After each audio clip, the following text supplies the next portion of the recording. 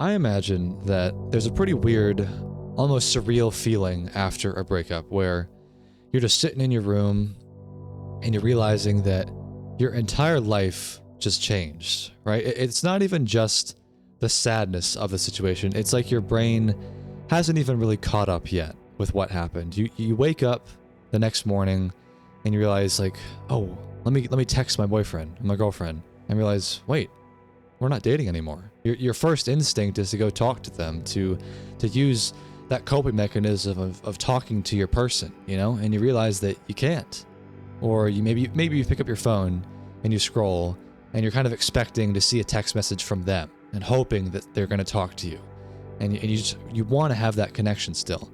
And it's just crazy how that one person who was a part of your daily life can instantly feel so far away. And that's the part that no one really is going to prepare you for. It's not that you just lost them, it's that you lost all of the routines that you built around them.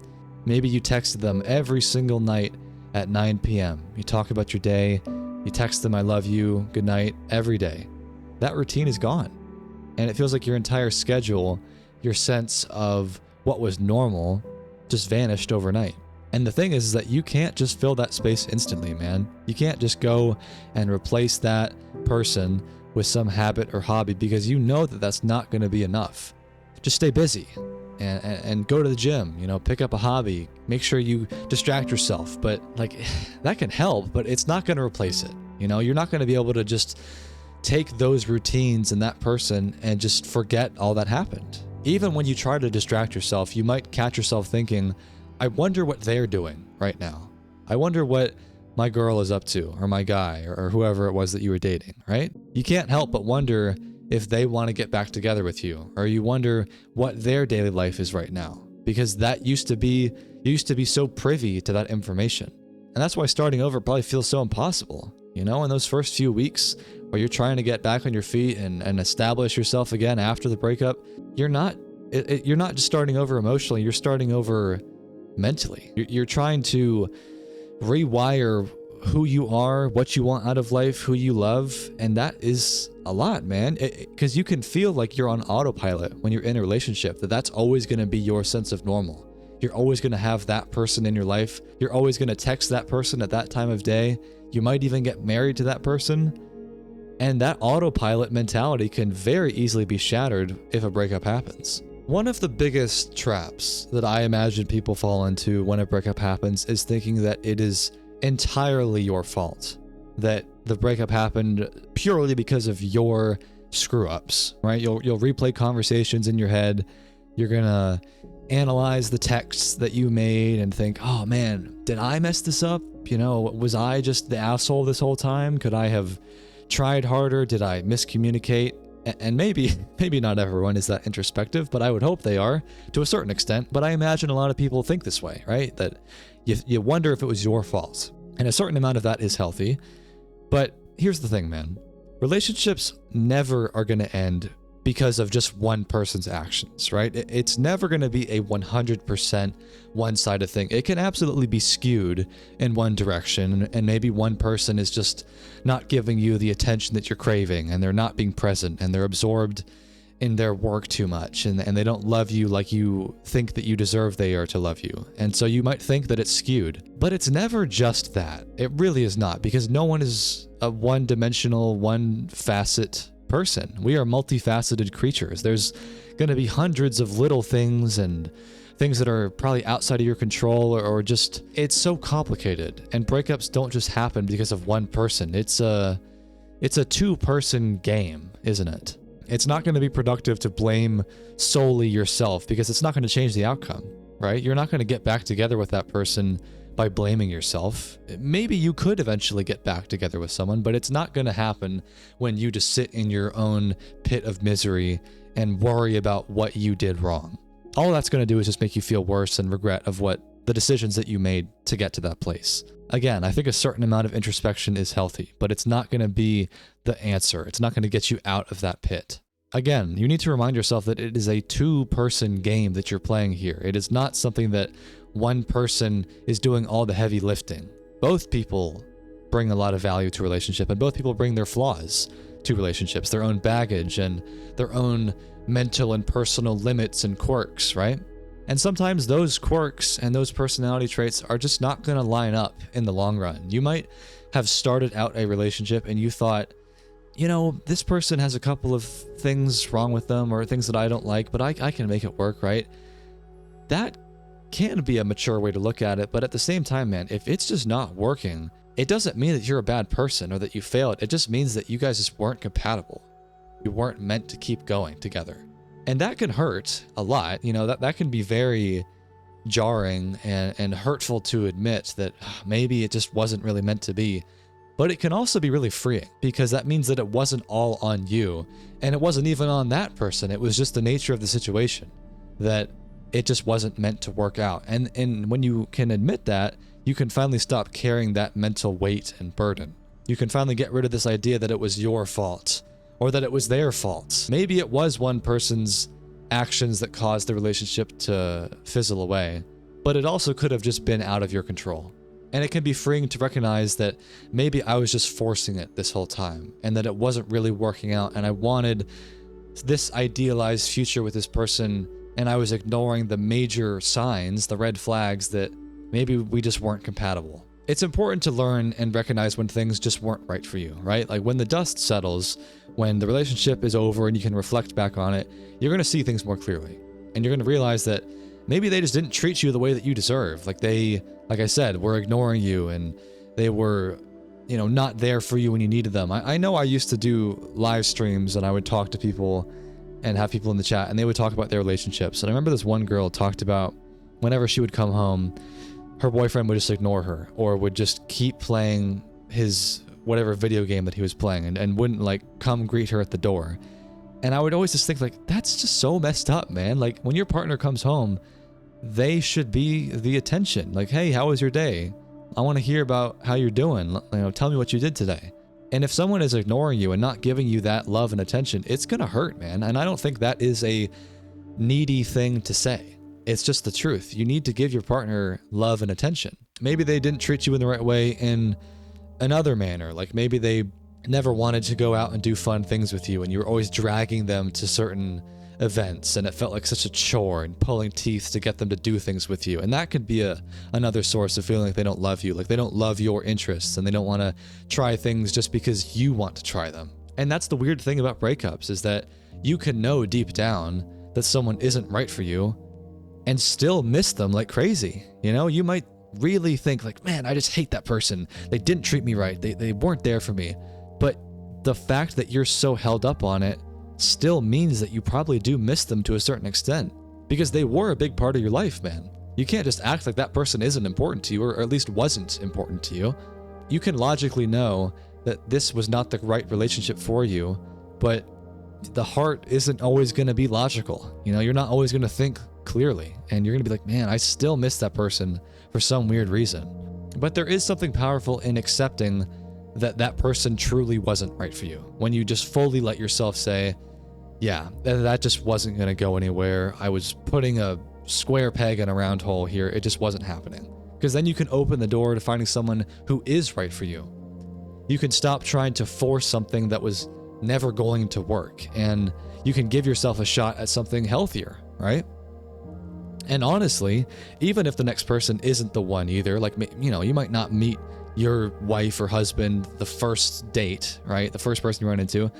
You can still walk into that relationship or dating prospects with a better sense of what you want and what you need and what you won't put up with, right? That's a huge thing. If you know that you just broke up with someone, and you're like, man, well, I don't want that to happen again. I can't tolerate that again. You have learned something and you've grown from it. And every breakup, as awful as it is, it's going to teach you something. And those lessons are what make the future and future relationships more promising. If you don't walk away from a relationship really gaining anything and you just find yourself becoming more bitter and cynical, I think as tough as it sounds and maybe as naive as it sounds, you got to just do some introspection, man, and realize, man, there's got to be something that I can glean from this relationship and something that I have learned, because that's the only way that we grow as people, is that we take past experiences and past pain and learn from them. Otherwise, you're just wasting your time. But there is going to be a really awkward and painful period between the breakup and the future, between then and now, right? The part where you're technically single, but you're not really ready to date again. You know what I'm saying? Like you want to date, or you think you do at least, but you're not really mentally there yet. You're still just kind of existing in this weird limbo where nothing really feels settled. You're not emotionally ready to be vulnerable with someone again. The days and nights are going to drag on as you just feel kind of lonely, right? Your weekend is going to feel emptier because you don't have that person in your life anymore to hang out with. And yeah, maybe your friends are going to tell you to get back out there and to put yourself out there, go to clubs, go to gyms. But like, honestly, I don't think you're ready for that yet, right? I think you know that deep down. You're not really in that place to risk putting your heart out there again and to feeling that hurt, that level of pain so soon, right? Like, you don't want to put yourself back in that situation, and that's okay. You know, you're allowed to not rush into the next relationship. That in-between time is actually more important than it probably seems, because it's where you start building new routines without committing to something yet. Like, you're just trying things out. Like, okay, I broke up with that person and I've got all this free time now. Maybe I should use this time to start going to the gym again and picking up new hobbies and, you know, just trying to see what works and what doesn't. Because I bet a lot of the times when you're in a relationship, you feel like you're kind of stuck and you feel like there's a certain level of routine that you can only incorporate into your life, right? If you are always with your partner every single night, then you probably are like, I've never actually been able to stay up late and work on a project or work on a song or go to the gym at 11 o'clock at night, right? And that frees you up to do things that you might not have ever known that you wanted to do. And so you can build new routines in this in-between time. You might start noticing just how much time you have and how you are starting to slowly pick up hobbies, maybe just unconsciously, like, hey, I've got way more hours in the day now. I'm going to pick up the guitar again because I haven't really done that when I was dating this person. And that, I think, is where you can start to relearn who you are without this person attached to your identity. You can figure out who you are, not the couple that you were, not these two people, who you are as one person. And sure, it's going to be uncomfortable. It's not going to be easy to figure out those hobbies and figure out your identity, but that is really powerful, man.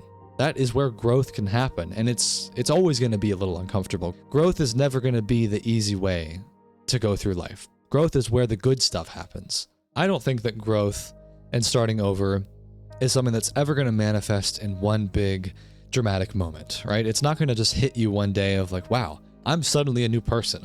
Obviously not. It's going to be all of these little victories and you know, hobbies, things that add up over time. You know, the first time that you go a whole day without thinking about that person and they aren't taking up all of your mental energy. The first time that you can laugh at something and just be happy, you know, to realize like, man, maybe I am moved on now. Maybe I really can be open and have a good time with my friends and not be moping that I'm not dating that person anymore, right? When you just feel like genuinely happy. And that moment when you feel like, man, I don't actually have that heavy pit in my stomach anymore, that I really miss that person. You know, I don't have that ball of anxiety that, what if they want to get back together with me? The moment that you stop feeling that way, that's going to be the big sign that you have healed or that you are getting close to healing. Because it's hard to feel like you are making any progress when you first break up with someone. It's not going to just happen overnight. It's just not. And you have to get rid of that expectation, if you have it, that you are going to reinvent your life overnight. You know, it's not realistic. It's not healthy. Just start with one new habit or just, you know, try going to the gym every once in a while or journal or cook for yourself or, you know, go on walks more, something, right? You need something to get you towards fixing yourself, right? Because those little habits give you a sense of control. After a breakup, you probably feel so helpless and so out of control, and that this is such a big emotional blow. I can't possibly imagine being a well-rounded, living my best life kind of person, right? But implementing good habits is what's going to give you that sense of control back, and that you finally have your life back on track. Because these little tiny changes are going to stack over time, right? Becoming a well-rounded, happy person is not a one-dimensional thing, right? You're going to have 20 different parts of your life that coalesce into making you the person that you want to be. Your friends, your family, maybe a future partner when you finally start dating again. feeling healthy, feeling like you're making progress in your job, right? There's so many aspects that turn you into a new version of yourself. And these things should revolve around the things that you have gained, things that you are doing well in your life, and not revolving around what you've lost in old relationships. And here's the thing, man. I know that the future that you thought you were going to have with that person just disappears, right? That you had all these plans to move in together, to travel, to maybe start a family and get married, right? Big life goals. And all of that is gone now.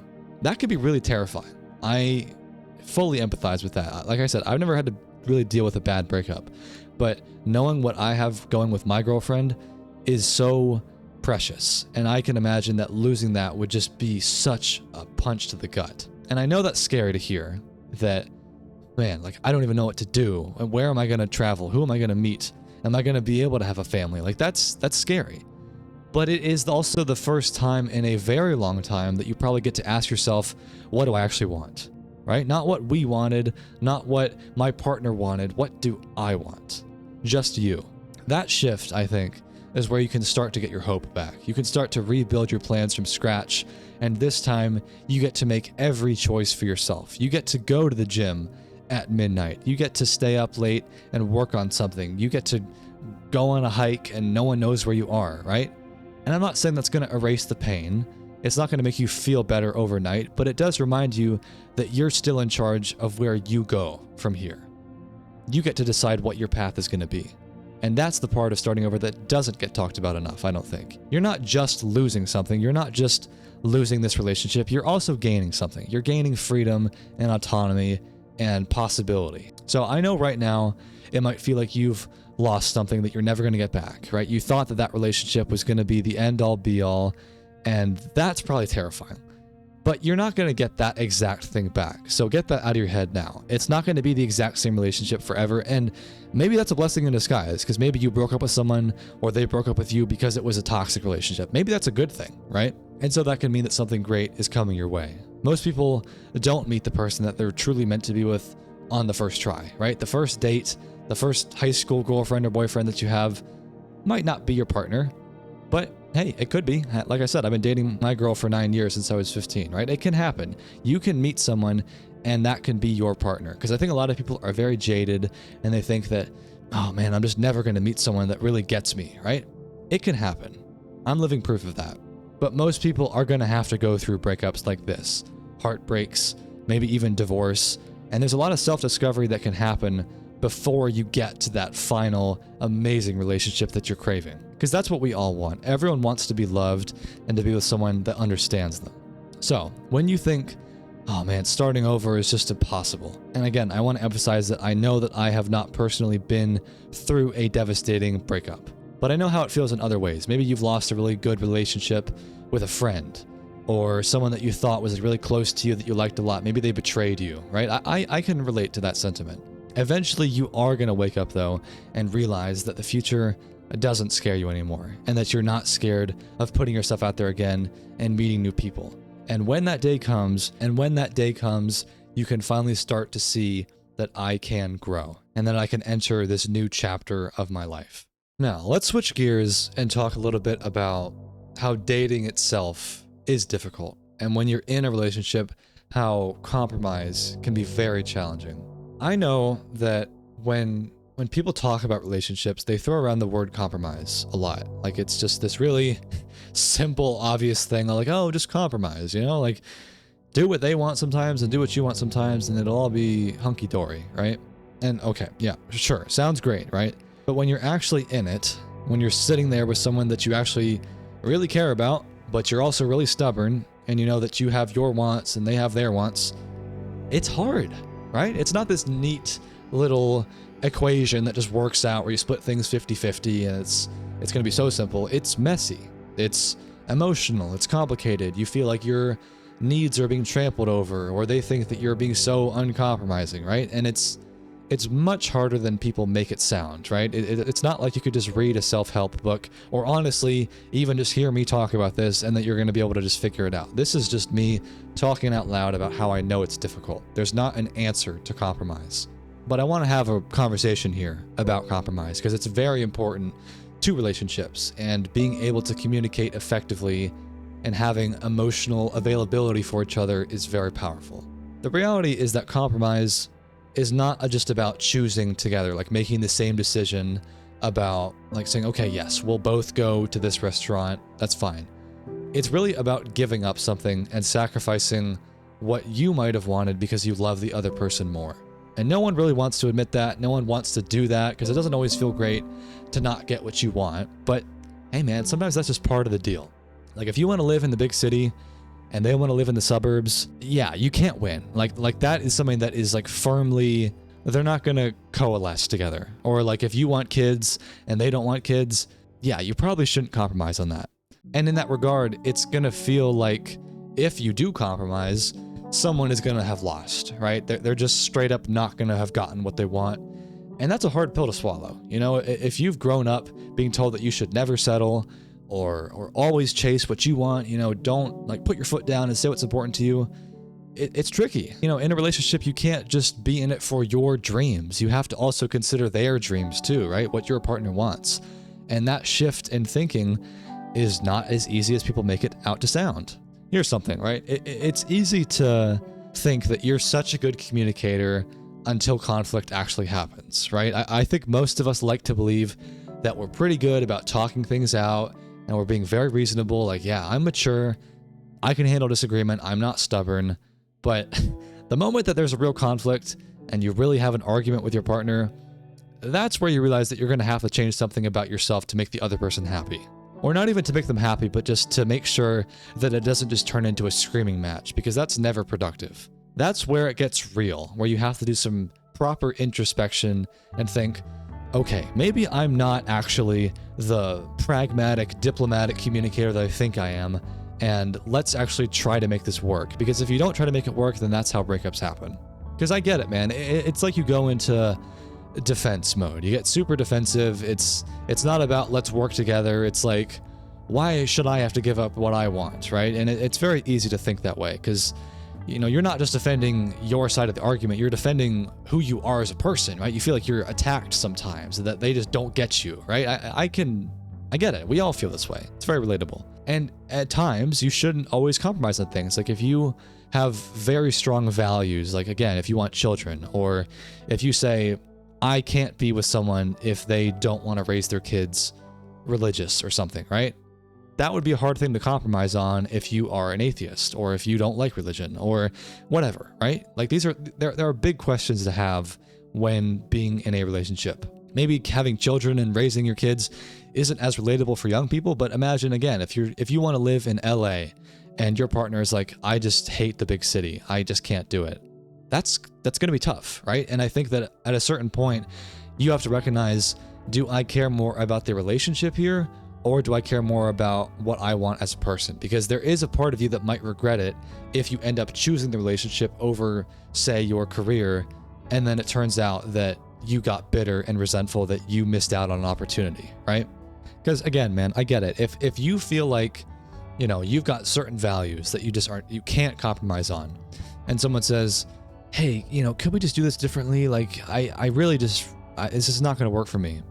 It probably feels like they are questioning you as a person or your character, or they're questioning your values. Even if they're not doing that, it can feel like that. And then both people are going to dig in their heels and get very defensive, and nothing will get resolved. You're just going to end up with two people who, you know, they care about each other. You might care about your partner, but you can't get past the fact that giving up your values or anything is going to feel like a loss, like you just got stomped on, right?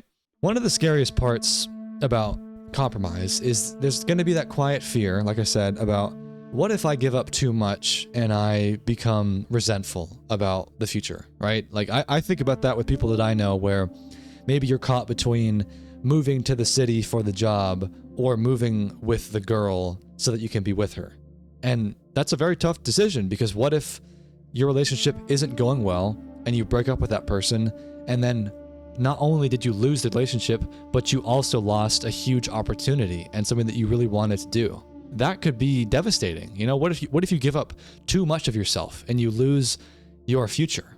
I think a lot of young people, you know, from Gen Z are very aware of that, because we all have so much pressure to succeed and to make it and to feel like, you know, just be a girl boss and be a Chad, you know, get after it, chase your career. And it's hard to balance that with a relationship, you know?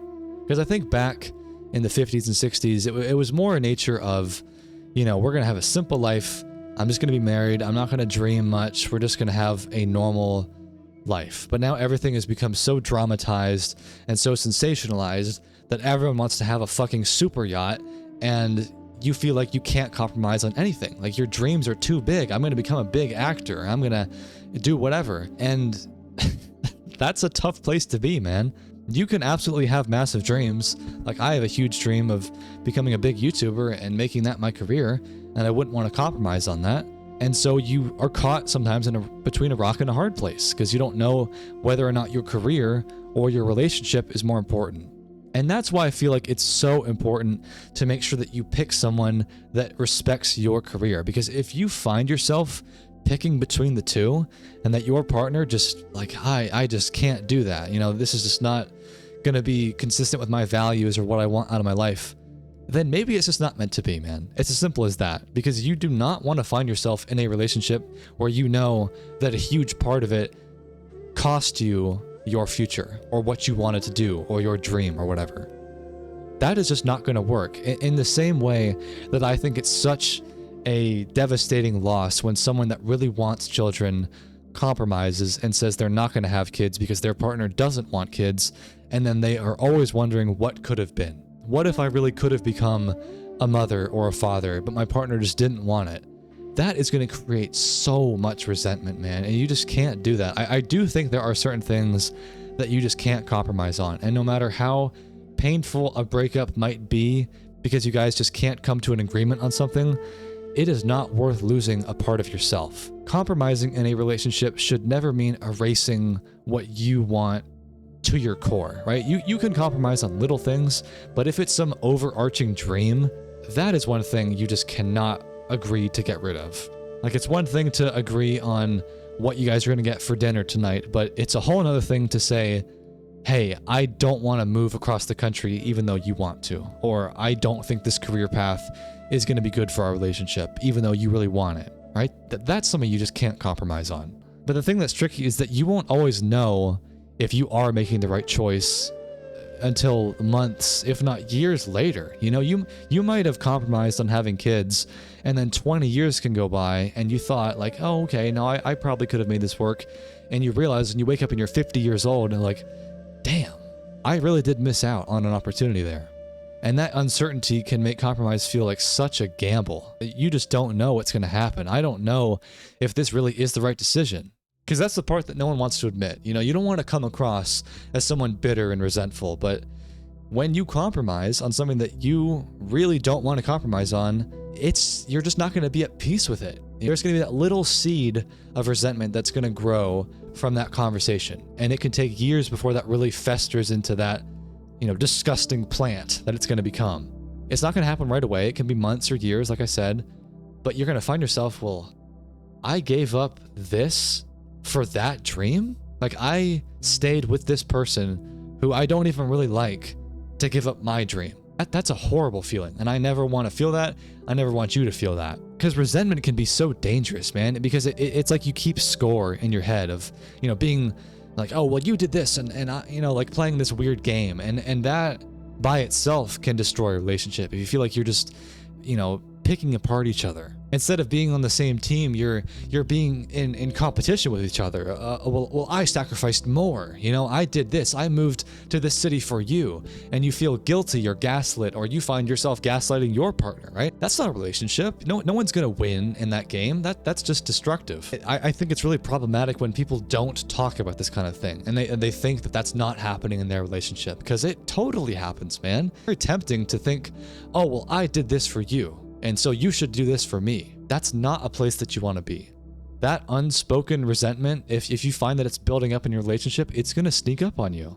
And when it does, when it finally rears its ugly head, it can wreck your relationship. I think part of why compromise feels so hard is because we've been fed this idea, I think at least, that there's someone out there for everyone, and that you're just going to magically find someone that just aligns so well with every part of yourself, right? That you're going to find the one. and then you're not going to have to compromise on anything. You're all going to want the same things. But like, come on, bro. That is not going to happen. Even in my relationship with my girlfriend, we have been called peanut butter and jelly. We just seem like we're such a good fit for each other, and we totally are, man. But even when we both recognize like we're so compatible, there are things that are different about each other. That you can't have a carbon copy clone of yourself that just is gonna love you no matter what. You might as well start dating ChatGPT if you want someone to just echo what you want to hear, because it's not gonna exist in the real world. I love my girlfriend so much, and she loves me, but there's always gonna be a part of us that's like, this is just fundamentally who I am, and it conflicts with who you are. And every relationship is like that. You can be so compatible with someone and still find the need to compromise on things. There is no relationship that is free of compromise. Even the best relationships are going to require this give and take. You know, you can love someone very deeply and still disagree about fundamental things. And once you realize that, it's going to be so freeing because it takes so much pressure off of the relationship. It makes you feel like, okay, everyone deals with this. It doesn't mean that this is the wrong person or that something's wrong with me and that we hate each other. It just means that you're human and that, you know, you're going to want certain things and she's going to want certain things, or he's going to want different things, right? You're two completely different people, complex emotions and human brains. It's complicated, man. You know, you're not going to be aligned on every single decision. The goal is not to find someone that is just perfect for you and that you're like, oh my God, I never have to bend my will for this person. I never have to compromise. Bro, just get rid of that expectation, okay? Take it from someone that is in a relationship where I feel like I'm very compatible with my girlfriend. Even I find myself compromising. It's gonna happen. Trust me, it takes the pressure off of the expectation that you have to find someone perfect, because I'm not saying that you have to lower your standards or just be like, okay, well, I guess this is just what dating has to be and I have to compromise all the time. Obviously, don't do it for fundamental things, but just get rid of the idea that there is just going to be this perfect AI-generated human being that's just amazing to you, right? That's not going to exist anywhere. I'm not saying you're not going to find someone that loves you and you're going to love them, but just the idea of perfection is such an elusive creature, right? Don't bother trying to chase it. It's not about meeting perfectly in the middle every time. It's going to skew sometimes 60-40, 70-30. Like maybe you really just don't want to do something, but it's really going to make that person happy and you love them, so you're going to do it. Like, I'm not a fan of plays and musicals. It gives me secondhand embarrassment. I'm just going to be honest. I don't like plays. But my girlfriend does like them, and I've never been to a play with her. But if she came up to me and said, hey, this play is coming to town, I really would like to see it with you, would you please come with me?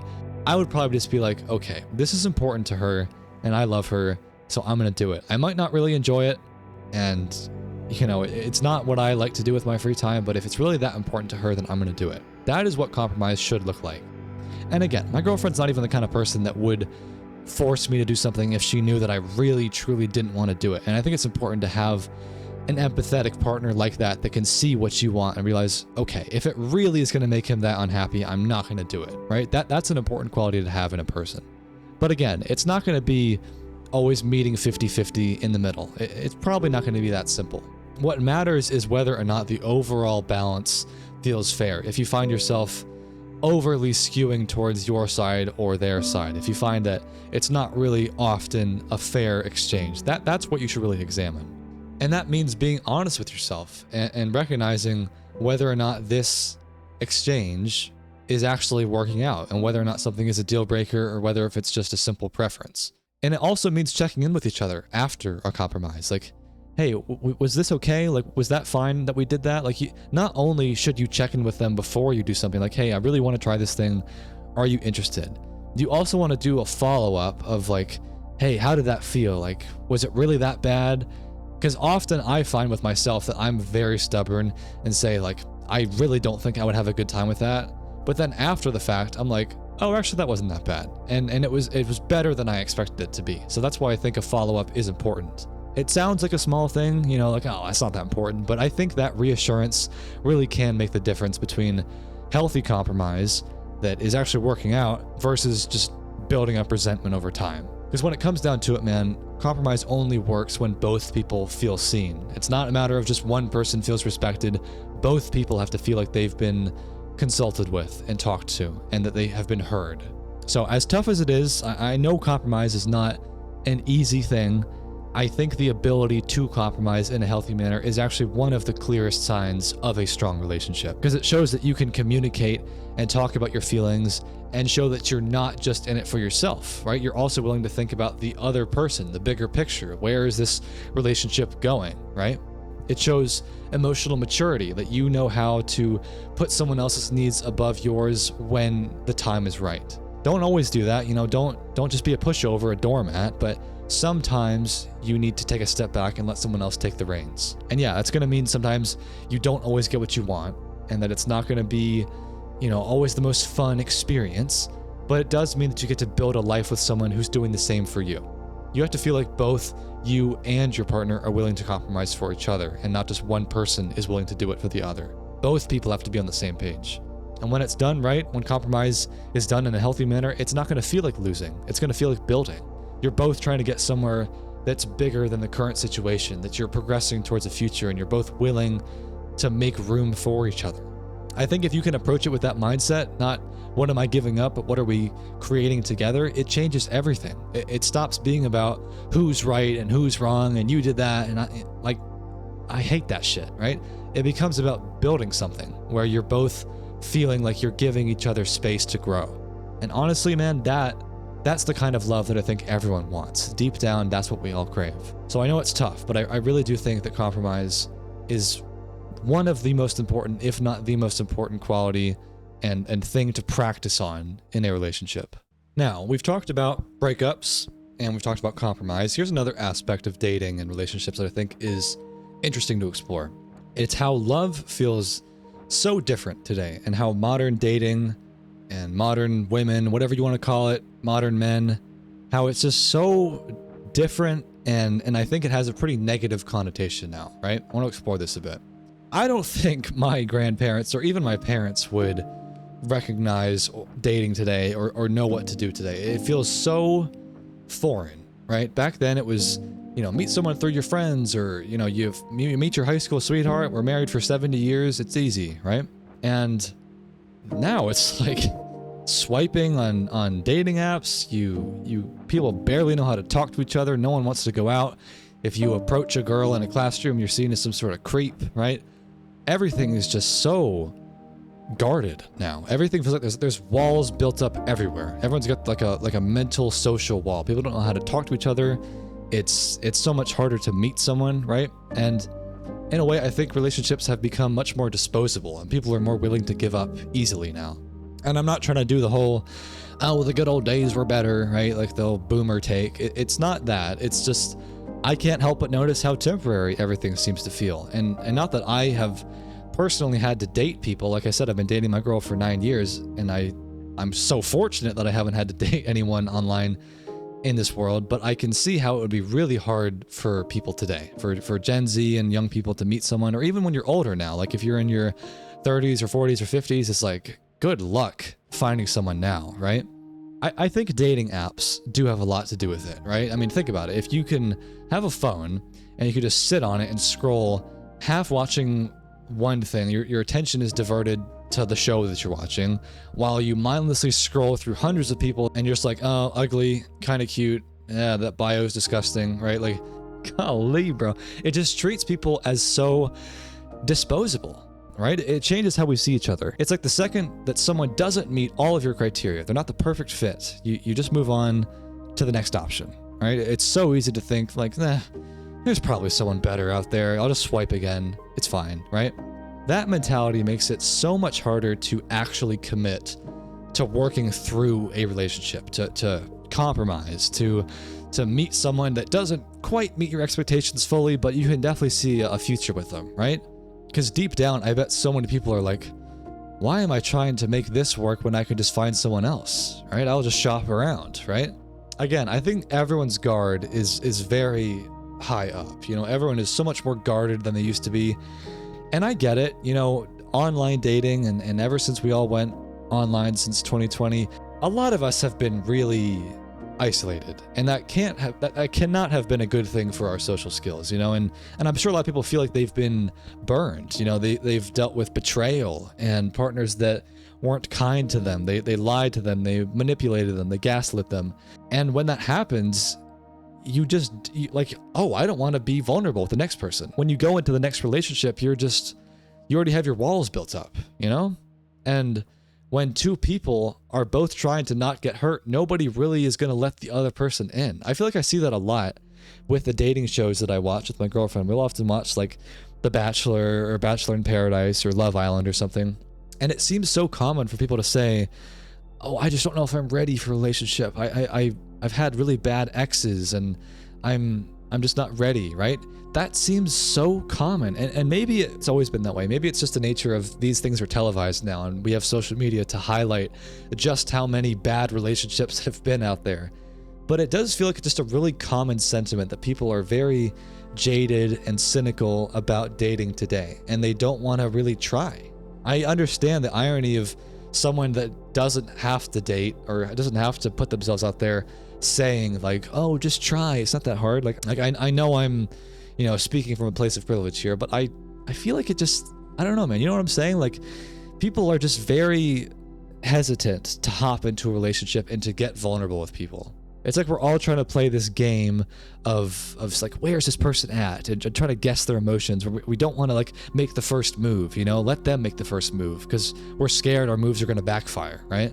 Like my sister has talked about this with dating on the dating apps because she broke up with her boyfriend and has tried to put herself out there, and there's like a weird culture now where none of the guys want to make a move. People don't want to make the first move. They don't want to put themselves out there because they're scared of what'll happen, and people are I don't know, they're very reserved. I think in a lot of ways many guys are scared to hop into relationships because they are terrified of being labeled as a misogynist, or that the girl is going to accuse them of something, or they don't want to deal with divorce. I think a lot of guys feel very, very jaded about marriage, where they think, oh, if I get divorced, she's going to take half my money. That's a very common concern that men have, and it's not honestly that overblown. Like my stepdad, he got divorced from his wife and he lost, I think, like 60% of his net worth. It was brutal. People don't want to deal with that. When people hear the divorce statistics of, I don't know, 50, 60%, whatever it is, end up in divorce, of course they're going to be like, well, why should I believe I'm special? They don't want to feel delusional that they're going to be in the 50% where it works happily ever after. Especially when money comes into it, when there is that money side to consider with dating. And I'm not even just talking about like gold diggers in the traditional sense. I just mean just money as a whole with relationships. Like if you are starting to date someone and you realize that, man, this person's got a crazy spending habit, or we are just not really going to be aligned financially, that is going to stress a relationship. When it comes to the cost of living of things nowadays and how everyone seems to want the luxury lifestyle on social media, it's just going to be hard to find someone that is financially aligned with your interests. And it's hard to escape financial struggle if you both, aren't really making ends meet. That's going to stress a relationship. And I know that social media makes this worse because it's so easy to find the man on the street interviews where it's some girl that's like, oh, I want my man to make $700,000 a year. I won't take anything less. Like, I'm a high value woman. Like, it's very easy for stupid men to look at those videos and think, oh, every girl is like that. I'm not going to date any women. It's like, bro, open your fucking brain a little bit. Not every single woman is like that, okay? My girlfriend is very reasonable. Most women, I would think, are pretty normal. Like, they're not expecting you to have $1 million a second, okay? I know that there are normal people out there, but social media distorts our views, and they think that, oh, I'm only gonna find someone that wants to take my money and they want to manipulate me, and it's sad, man. It just really is. And I just hope that you guys that watch my videos, given that you watch introspective content like this, have the critical thinking to know, okay, that's not what everyone's gonna be like. And it might be very tempting to think that dating is gonna be so hard and you're not gonna meet someone that you vibe with or that you financially connect with like that, right? but I think it's possible. I think social media overblows this stuff to a very damaging degree. But I guess while we're on the topic of social media, I will say it makes dating feel very, very performative, right? You're not just dating a person, you're dating their persona. And as you get to the higher echelons of life, where you've got a big job or something, it's probably complicated, and you wonder, is this person really for me, or is it because they like the image that I project and they think that I'm the successful person? Or maybe do you find yourself dating someone because of what they do for work, or because, you know, you don't want to date someone because they have like a weird job? You know, it makes everything so tied to the clout. I think about that when it comes to what dating used to look like, where our grandparents, I mean, maybe there was a little bit of classism and people like, oh, I'm not going to date a janitor, but I felt like it was just simpler, you know, like, hey, I like you, you like me.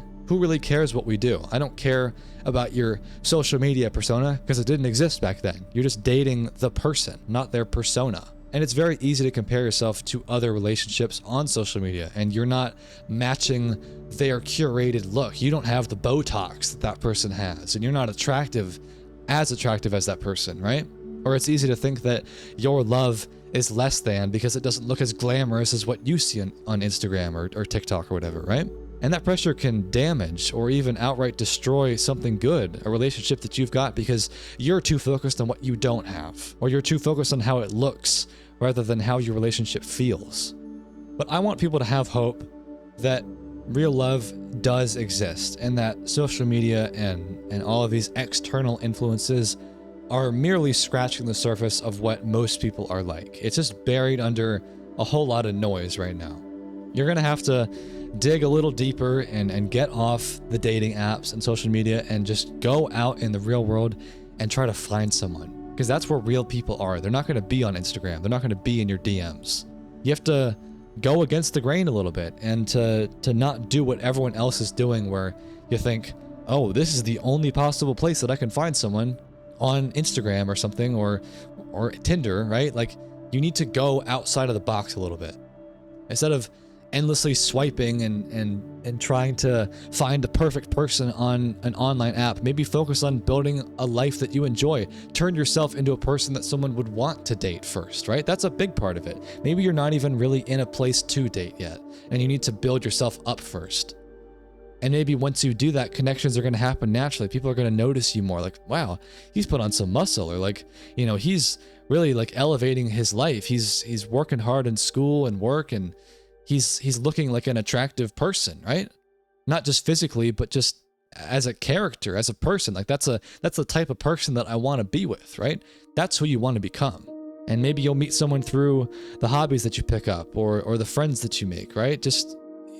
It's often when you're not looking for a relationship that it finds you. When you try to just let something happen naturally, it might be easier to let it come to you rather than trying to be so desperate to find it. And yeah, I do think that love as a whole does feel different now, and that dating is harder and messier and more complicated than it used to be. But maybe that makes it more valuable when you actually find it, and when you realize, man, this is really rare. I know with my girlfriend, like, this is not something that I'm going to find anywhere else, or it would be extremely hard to find it somewhere else. And it's good to remind yourself that if you are that blessed, that you realize, I'm not going to take this for granted. I'm not going to be the person who lets this slip away because I was distracted and concerned with what could be elsewhere, right? Be conscious of what you have. And if you don't have it, realize that you can have it. It just might be a little bit harder to find. You know, we can't change the whole dating culture and completely steer the ship. It's too big for one person to influence. But we can choose how we start showing up in our relationships. And that, I think, is really all you can do. You don't have to be concerned about what everyone else is doing and what the broader dating market looks like. It's really just about what kind of person you want to be with your relationships. No one cares about what Sally Sue and Joe Schmo are doing. If they're dating and they're having arguments, whatever, bro. Worry about what you're doing, what your dating life looks like, whether your relationship is working and growing, or if it's floundering and you need to work on your compromising skills, right? Love is never going to be what it used to be. It's not going to be getting any easier. but that's what makes it all the more meaningful for ourselves today.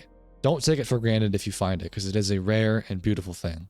Here's another aspect of dating and relationships that I think is pretty important to consider. It is the topic of not feeling attractive enough, or really just attraction in general, and looks, and how much of a role looks play in dating. Because I think that is a huge part of how social media has manipulated everyone. Like, oh, if you're not beautiful enough, no one wants to date you, right? That kind of thing.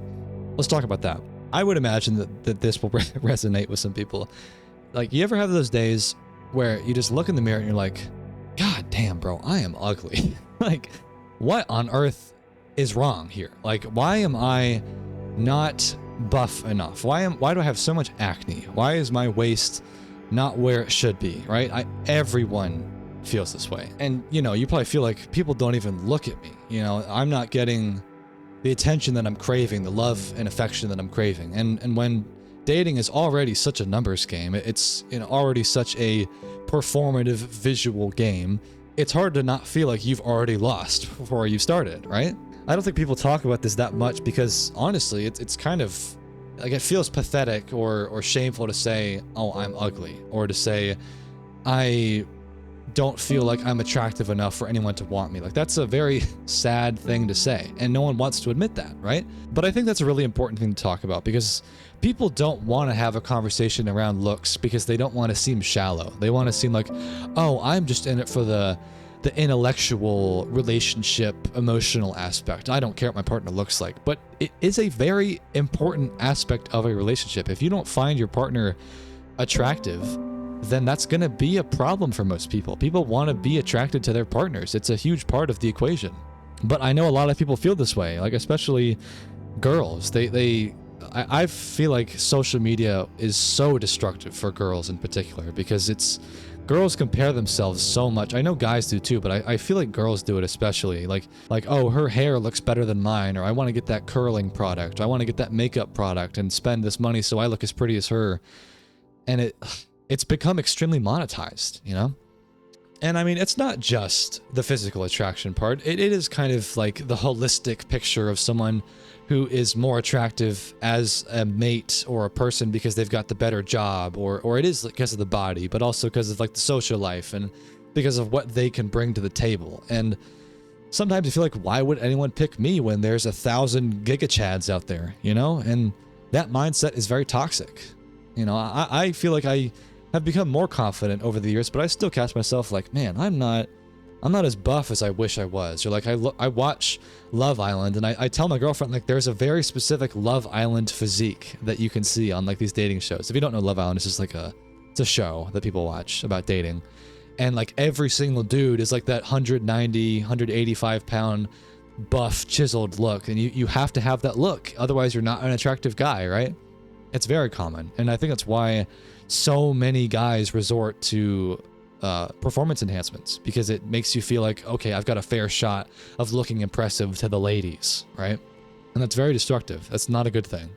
But it's true, man. There's a certain element of human psychology where looks do dominate the first impression. And that's why Tinder and dating apps are so prevalent, because you're basing it purely off of, what do you look like? Are you hot or are you not? And it's messed up, but it's the truth. I mean, so much of the dating is based on that 2-second glance where it's like, nah, he's not that cute, move on. And you just kind of get thrown to the trash can. And again, people say, oh, personality is what really matters, but people aren't even going to give your personality a chance if they swipe left on you, right? I think it's swipe left, right? Where you throw someone in the bin like that. Like, who cares if you're a nice guy if you're ugly to someone, right? They don't care. They don't even give you a chance. And yeah, maybe in the real world where you're talking to someone in person, you could charm them a little bit and show them your personality. But even so, they're going to be looking at you up and down like, he's kind of overweight, or like he's got some acne. His hair isn't really, you know, styled nicely. His clothes aren't really good enough, right? A lot of people have these insecurities because people critique these things. And that pressure can get to your head. You start thinking about every flaw that you have. I've always felt like my eyes aren't like symmetrical. You know, like one eye is a little bit lower than the other one. I'm like, oh man, I don't have that like symmetrical face that I wish I did. or like, you know, maybe your jawline isn't where you want it to be, or you've got too much acne, like I said, you know, your hairline is receding, right? You're not tall enough, or you're overweight, right? You're going to start paying way more attention to these small things that are going to be, or you think that they're the deal breaker for someone because, oh, well, he's just not attractive enough. And that can make you avoid even trying in the first place if you think that people don't even want to give you a chance. But the crazy part about all of that, and the thing that people don't think about because we're just not good about thinking about long time horizons, is that looks don't even last, bro. You're not going to look like that forever. You might be smoking hot because you're 24, 25 now, but you're going to be 70 one day. You're not going to look like that forever. But looks fade, man. I mean, it doesn't matter how genetically blessed you are. Time is always going to win. It's undefeated. You're going to lose your hair. It's going to recede. You're going to get wrinkles and have sun damage with your skin. Your body's going to change. You're going to have kids. That's going to change things. So chasing the validation of how you look is, okay, you got 10 years maybe, and then you got to start thinking about whether or not you got a personality or not. It's like trying to build the perfect sandcastle, you know? Like, that shit is going to get washed away eventually, whether you want to admit it or not. And that's why I think you have to make sure that deep down you do have a good grasp of your personality and who you are, and you've got the confidence. And I know it easier said than done, I know, but like, that's what matters. Whether or not you are a confident person, whether or not you're funny, whether or not you can make people laugh, whether or not you're charismatic, and whether your partner likes just being around you, regardless of how you look, whether or not your hair is styled perfectly in the morning or not. All of that is what really matters. I know looks are incredibly important, and you know, I want to be with someone that I find incredibly attractive, of course, and I want to feel attractive to them, but it's not just that. You don't want to be with someone that's smoking hot, but is a complete asshole to you, right? Like, you know what I'm saying? Like, it's not just about the looks, because when those looks fade, as they inevitably will, that relationship is going to have nothing to stand on. But I get it, man. When you're young, it's hard to not put those looks at the top of the list, because that is what gets you in the door. You know, that's what gets you the second chance. Or like, the girl is not going to scream and run away because you're not attractive enough, right? That's what gives you the opportunity. And so it's hard to disconnect looks from the greater idea of what it means to be in a relationship. And again, I mean, social media just does not help with this kind of thing. Everyone is posting their best angles, the most, you know, perfect picture, their gym progress, you know, the perfectly lit selfies, whatever. It's like, it's so difficult to disconnect all of that from just being a normal person. You're going to compare your regular day job, you know, Monday morning routine, whatever, to someone that's got just all day to look beautiful. I always think about that with celebrity fitness influencers. Like, when you see someone whose job it is to look attractive, like they have 4 or 5 hours a day to train and eat and stretch, and they get massages, of course you're not going to be able to compete. Like, it's literally their job to look hot. It's not your job. Your job is to go to work and to do something else. Why would you ever compare yourself to someone who has 7 times the amount of hours in the day to dedicate towards their looks, bro? It just, come on. I know it's hard to disconnect the two, but I've always thought about that, of like, why should I feel badly that I'm not jacked as hell when I have way more other things to worry about in my day? I don't have the time that The Rock has to lift weights. I don't have the time that Hugh Jackman does to have a perfectly dialed in diet, right? I've got other things to do. It's a fine line between making excuses and just admitting that you've got a busy life. Like, if someone has children, or you've got a high stress job, or you've got literally any obligation, then don't beat yourself up that you're not smoking hot 10 out of 10. You've got a lot on your plate, man. And maybe you don't have a lot on your plate, and maybe that's not going to apply to everyone, but some people are going to hear that and they'll resonate with that. I know that, like, I work so many hours with YouTube. That's all I do. And I know that I can dial it back because I have my own schedule, and I will take more time soon. And literally tomorrow, or maybe even when this video goes out, I will have started going back to the gym, and I'm going to get back to that and become more attractive in that sense. But if you have a lot going on, don't get so wrapped up in the fact that you don't look like your favorite celebrity, because it's just not a fair comparison. It's not an apples to apples comparison. But back to attraction, I think what I want to emphasize is that attraction is a multi-layered thing. It's not just the looks. I know that's what gets the attention, you know, that's what we're wired to pay attention to the most, but your confidence matters too. Your humor, like I said, your charisma, your ambition, your emotional intelligence. Girls love that shit, man. If you can like listen and be there for them and be emotionally available, bro, that's a superpower right there. I'm sure some of you guys have moments where you're like, oh man, she's way out of my league, or I could never go up and talk to him. But if you have a good personality, man, you can cut through a lot of that noise. I mean, and if you're attractive and you're funny, man, you won the lottery right there. But I just want people to know that looks are very hard to change, and working out is very, very helpful. But what really matters is who you are on the inside. And I know, cornball, cheesy thing to say, but it's true, man. You know it's true. And when you think about people who you've really been drawn to, it's not usually just because they looked good. I mean, it could be. Maybe you really are just hanging out with that girl because you think she's hot, but it's also because they just have some energy that you like. You know, maybe they make you feel good. They make you laugh or something. That makes them stand out. Looks are gonna fade, but if you actually like being around them or they like being around you, that is what is gonna stick. I think one of the most exhausting things about all of this is you have to get rid of the mindset that you're in constant competition with everyone else, because dating, it's not like a battle royale where one person is going to get the chicken dinner, you know? It's not like you're just going to have to find the right person and you got to beat out all the other competition, right? They're going to choose you because they like you, right? You don't have to fight off 20, 30 other dudes, right? If you click with them and they click with you, you got nothing to worry about, man. Like if you're in a relationship with someone and they really love you and you love them, you have nothing to be concerned about because you like each other. You are a match, right? We don't live in like this tribal society anymore where some caveman is going to come steal your girl. And if your girl does get stolen, then man, you never wanted to be with her in the first place, right? You want someone that's going to be authentic and they truly are upfront, like, no, I like you and I only wanted to be with you, right? That's what you need. I think a lot of young guys, they get trapped in this idea that, oh, someone's going to steal my girl and I got to be like muscular, but like it's such a like stupid way to look at the world, because if you're with the right person, then you don't have to be concerned about that kind of thing. Just make sure that you're showing up for them and you're putting the effort into that relationship. You don't have to be worried about some 6'5" Giga Chad coming to steal your girl. I think the turning point for all of this is when you start focusing on being someone that you want to date, right?